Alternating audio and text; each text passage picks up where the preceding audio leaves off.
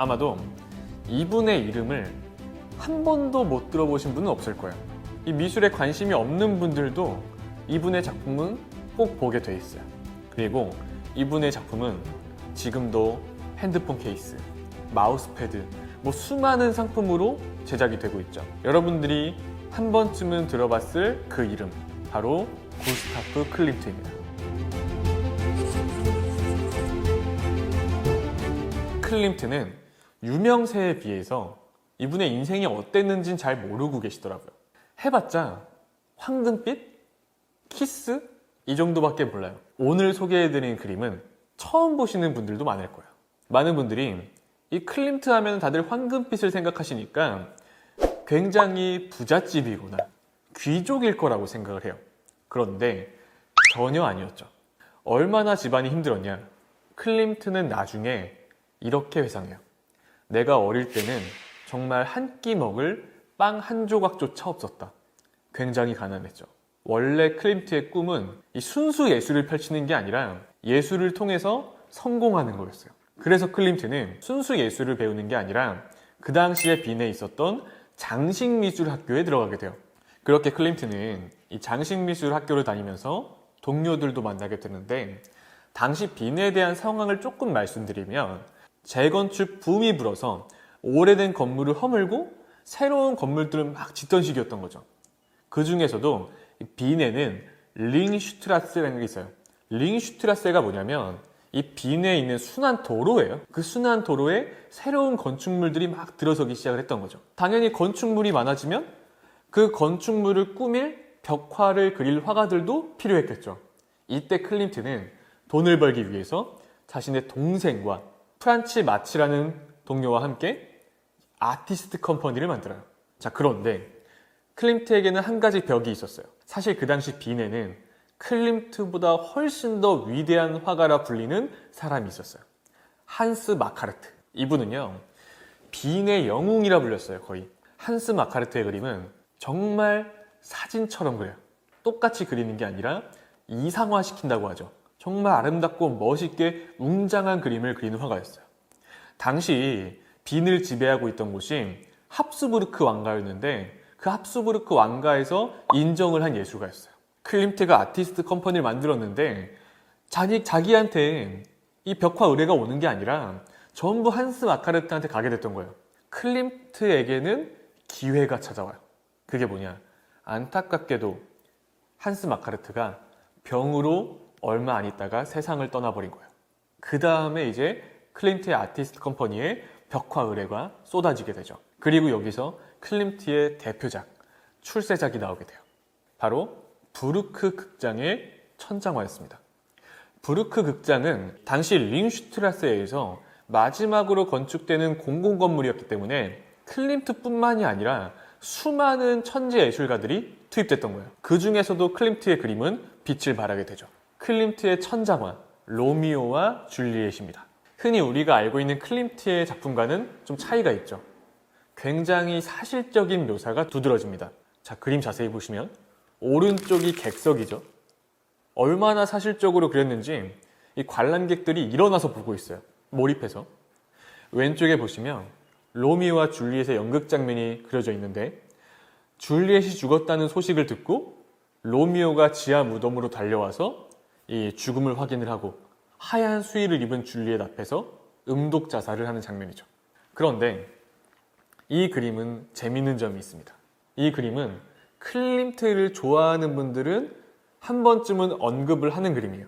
이 사실적인 표현, 이런 것도 유명하지만 클림트란 화가는 사실 신비의 화가거든요. 본인 작품을 설명한 적도 없고요. 본인 인생에 대해서 말한 적도 없어요. 그 흔한 자서전도 없어요. 재밌는 게요, 원래 화가들은 자신의 자화상을 많이 그리거든요. 클림트는 자화상을 거의 그리지 않았어요. 그런데 지금 이 작품에 유일하게 클림트의 자화상이 그려져 있다는 거예요.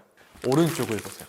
오른쪽 객석을 보시면 흰 카라를 두른 남자가 클림트라는 거죠. 그리고 그 오른쪽을 보시면 빨간 옷을 입은 아주 멋진 남성이 나오죠. 클림트 동생 에른스트죠. 본인의 작품에 사실적인 표현을 하겠다고 본인 자화상을 그렸던 거예요. 좀 더 리얼한 이 표현을 하기 위해서.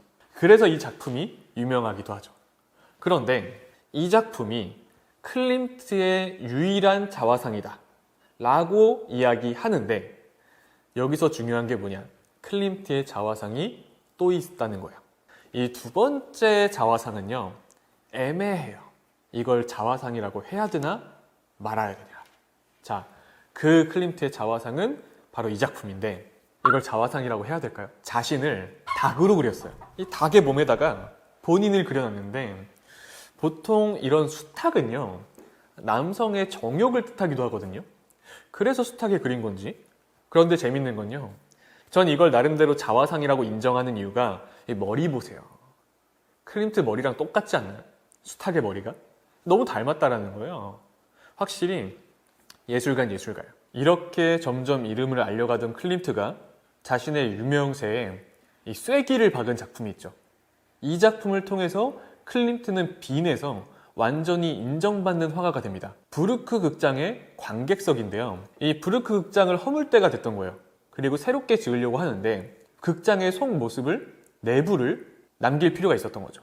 그런데 그 당시 사람들은 충분히 사진으로 찍을 수 있었음에도 사진으로 찍는 건 약간 좀 저급하다라고 생각을 했대요. 그래서 클림트에게 제안을 했죠. 이걸 허물 건데 사진으로 찍긴 좀 그렇다. 품격이 느껴지게 그림으로 남겨놔라. 전 이 그림을 보고 깜짝 놀랐어요. 사진인 줄 알았어요. 전 처음에 이 공부를 하면서 책을 보다가 이 그림이 딱 나왔을 때 순간 의심을 했어요. 사진 아닌가? 그림이더라고요. 클림트라는 얘기했을 때 뭐 키스 이런 작품들은 좀 추상적이란 말이죠. 클림트의 그림 실력이 느껴지지 않았을 거예요. 이 정도의 그림 실력을 갖고 있었던 화가였어요. 지금 우리가 알고 있는 화가들이, 어떤 화가들은요, 굉장히 단순하게 그리고 저게 잘 그리는 게 맞나? 이런 생각이 드는 그림들이 있는데, 그렇게 생각하시면 안 돼요. 이미 그 화가들은 우리가 잘 그린다라는 그 기준을 이미 찍어본 사람이에요. 탑을 찍고서 그림이 변형됐던 거죠. 클림트도 이런 그림 실력을 갖고 있었습니다. 그런데 이 그림에 재밌는 일화가 있어요. 이 관객석을 그려야 되는데 사실 빈에서 부탁했던 거는 그냥 관객석만 그려라 라는 거였는데, 클림트가 관객들을 그리는 거예요. 재밌게도요, 상상의 인물을 그리는 게 아니라 당시 빈에 살고 있던 귀족들을 그리는 거죠. 이때부터 무슨 일이 생기냐, 빈에 살던 수많은 귀족들이 클림트를 찾아온 거예요. 나도 좀 그려달라. 이런 역사적인 그림에 내 얼굴도 내 모습도 좀 넣어달라. 난리가 났던 거죠. 이때부터 클림트는 그림도 그림인데 이 귀족들에게 이름이 알려진 거예요. 클림트가 그 귀족들을 그려주면서 승승장구하게 됐죠. 이때부터 클림트는 수많은 귀족들의 초상화를 따로 의뢰받기도 하면서 정말 빈에서 승승장구하게 된 거죠. 우리가 알고 있는 클림트의 키스나 뭐 이런 작품들은요, 다 이 이후에 나오는 거예요. 사실 오늘 이렇게 보여준 작품들이 지금의 클림트를 만들어준 작품이죠. 그리고 클림트는 이 이후부터 본인이 펼치고 싶었던 그런 황금빛의 아름다운 작품들을 만들게 됐던 거죠. 오늘 이 시간에는 그래서 흔히 우리가 알고 있는 클림트의 대표작보다도 잘 몰랐던 자화상이나 출세작을 만나봤는데요. 그럼 다음 시간에는 또 다른 흥미로운 이야기로 찾아오도록 하겠습니다.